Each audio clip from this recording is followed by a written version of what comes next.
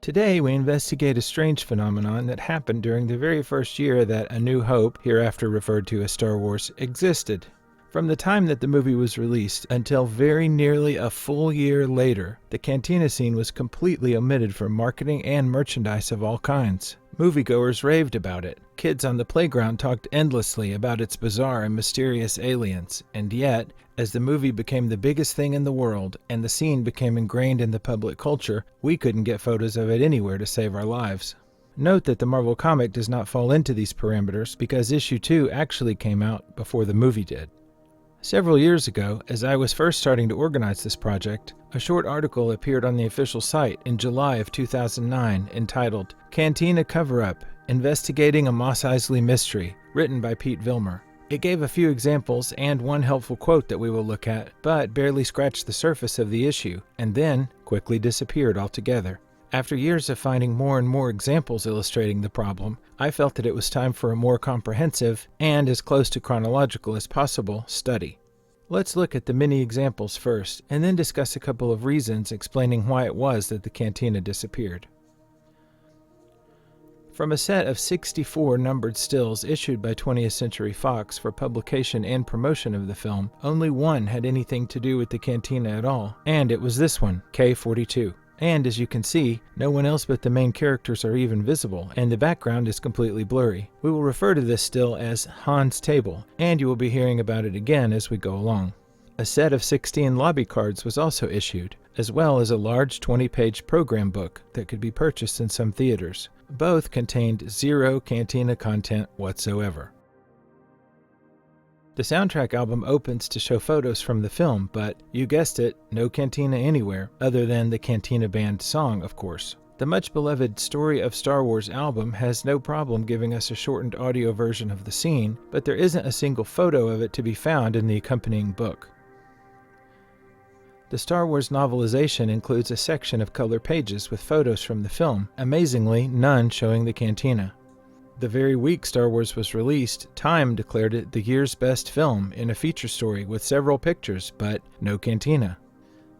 As 1977 progressed, a steady stream of magazines and startup publications covered the movie. An official poster magazine was even created. These, of course, are not all of the publications that year by a long shot, but it's enough to give us an idea of what was going on. While one single magazine in this group contained a photo of Ben Kenobi holding a lightsaber in the cantina, with no aliens visible of course, and several included the Han's Table photo we mentioned earlier, the vast majority had absolutely nothing referring to the cantina whatsoever, while what we all wanted to see was photos of aliens. The Star Wars pop-up book would have been an excellent place for a Han and Greedo page, with a tab to pull to make Greedo's fried torso hit the table, or even a fold-out barroom scene. This would at least be corrected in a 1995 pop-up book, but we will get to that in the future. An interesting thing happened with the publication of The Star Wars Album, a reprint of an international collector's magazine for the United States. One of the items removed when this book was brought to America was this cool cantina painting by the amazingly talented Hildebrandt brothers. Now, why would this page be omitted? Things were beginning to get suspicious. If you were a lucky kid during the time of Star Wars, then you had a shoebox full of the top Star Wars trading cards, and you treasured them, poring over their images and factoids, and desperately hoping to be able to complete the puzzles on the card backs. Amazingly, for 4 of Top's 5 series, that's the first 264 cards, the only crumbs we got about the cantina were 3 cards. Card number 97, look, it's Han's Table again. Almost. Card 135, and 162, and no aliens or cantina patrons of any kind to be seen anywhere. The same was true for that year's Wonder Bread trading card set, as well as the trading card set from Big G cereals, and the Big G sticker card set too. The phenomenal metal Star Wars lunchbox from 1977 would have been elevated to a new level with the cantina scene on one panel. The same is true for the Star Wars poster and dip dots painting sets that Kenner made.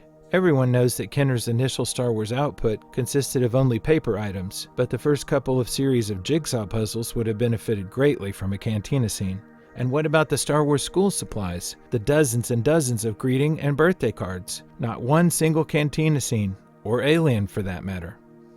Ken Films accomplished the impossible when they were able to release a reel of Star Wars scenes, with the longest version running 19 minutes in late 1977, while the film was still in theaters. And do you think it included one frame from the cantina?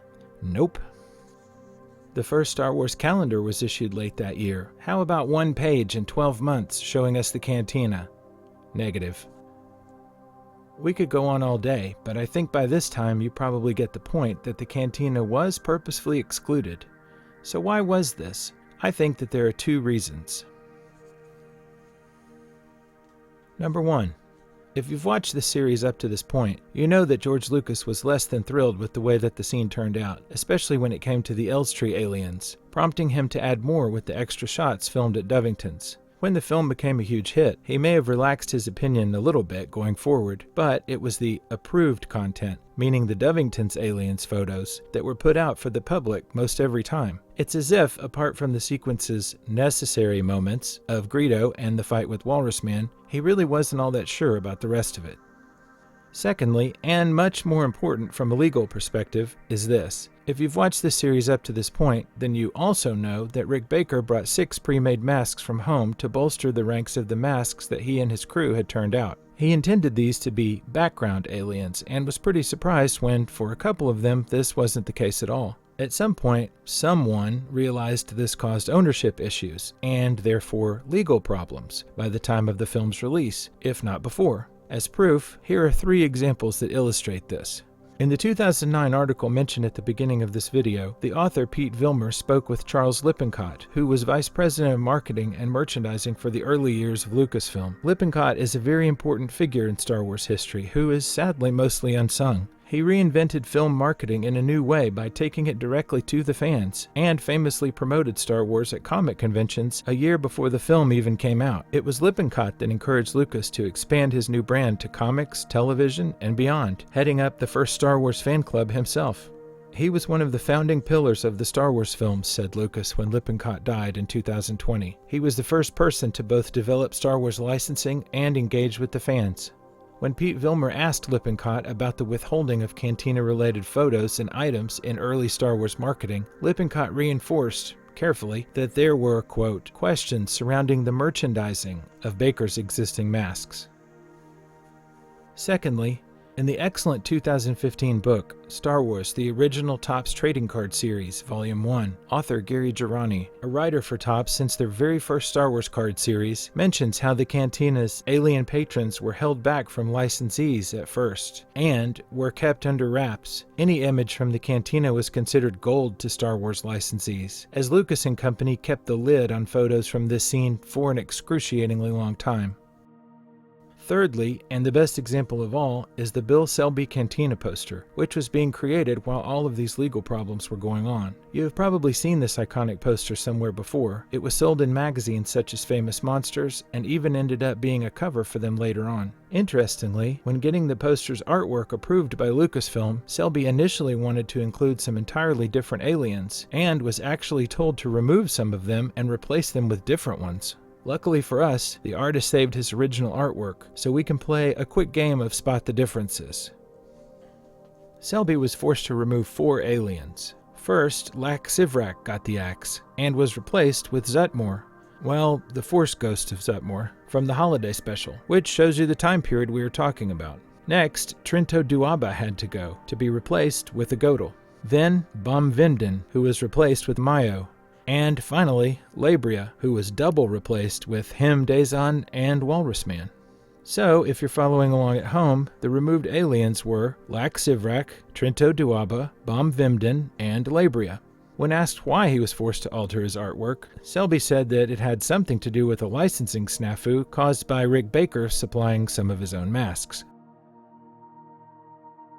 After almost a full year of lockdown, the gates apparently opened in the spring of 1978. Looking at events in chronological order tells us an interesting story. For most of 1978, the Lucasfilm plan seemed to be to avoid Baker's extra characters entirely, but by 1979, this situation had completely reversed itself, as we will see momentarily. We may never know exactly how it all got worked out, only that it obviously did. Knowing that Lucasfilm, or especially George himself, does not prefer to be beholden to anyone, we can only assume that they bought the designs outright, rather than rent them going forward. After all, 4 of the 6 have even been made into action figures at this point, with a 5th announced as a HasLab potential. Lastly, let's look at the Cantina items that were finally released. It was hardly a flood of merchandise, and really more of a slow drip. Let's begin with 1978's Series 5 of the Topps trading cards. Cantina photos were such a big deal, and so desired by fans, that they were actually advertised on the box and the wrappers. And we were only talking about 8 cards out of 66 in that series. We have already seen all 8 of these images elsewhere, so here they are all together. Next, Topps produced Star Wars sugar-free gum, with collectible wrappers showing a Star Wars image inside. Out of 66 different wrappers to collect, only 2 pertain to the Cantina, and those were Brainiac, strange choice, and a Cantina band member. The Star Wars storybook was published in April of 1978 and burned up school book order forms across the country. There was a 2-page spread inside depicting the Cantina scene, with photos of safe aliens, most of them even matching the very Topps cards we already looked at, as well as one of Han and Greedo. The poster art series by Craftmaster was expanded to include this Keen Cantina poster, featuring only approved aliens, of course. Interestingly, the artist put large eyeballs on the Dice Ibagon alien. Well, he has to see, I guess. Cinefantastique magazine's spring 1978 issue had a large Making of Star Wars article, with a few pages covering Rick Baker's team, and no photos of the offending 6 aliens.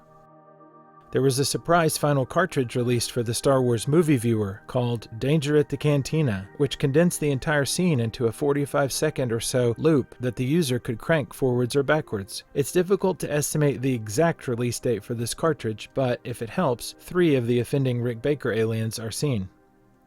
Everyone knows that Kenner's late 1978 second wave of Star Wars action figures finally included Cantina characters, and lo and behold, they are all safe choices. In retrospect, Snaggletooth really was a surprise. The Cantina Adventure playset was a Sears exclusive that of course gave us the infamous blue Snaggletooth figure.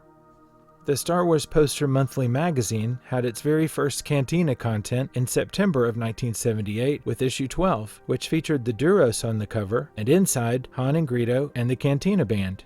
It should be mentioned here that in November of 1978, no less than 5 of the problem aliens appeared in the Star Wars Holiday Special, including, for the first time, my buddy Rungs, who was built for another studio's movie anyway and originally rejected by Lucas, but here officially became a Star Wars alien.